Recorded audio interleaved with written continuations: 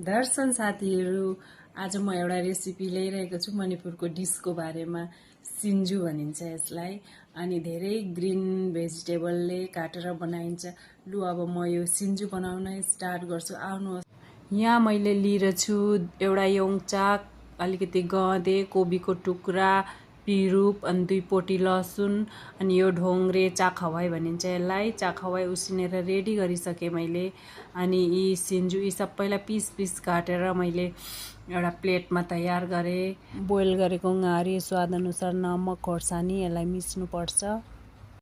यसलाई मिचिसकेपछि यो हामीहरूको चाखवाईमा मिलाएर मोल्नुपर्छ। फेरि यसरी मिलायौँ हामीले, यसरी चाखवाईलाई मोल्यो।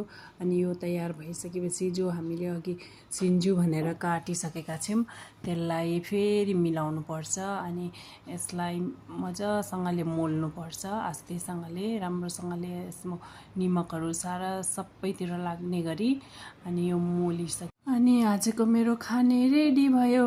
अनि मैले आज खानामा लिएर छु करेला र आलु फ्राई, अनि सिन्जु, दाल, अलिकति दही, सलादको लागि गाजर, अनि यो पुदिना।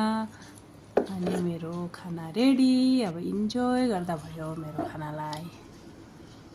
धेरै धेरै धन्यवाद सबैलाई मेरो भिडियो हेरिदिनु भएकोमा।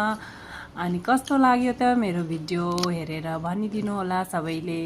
कहाँदेखि हेरिदिनु भएको यो पनि मलाई बताइदिनु होला।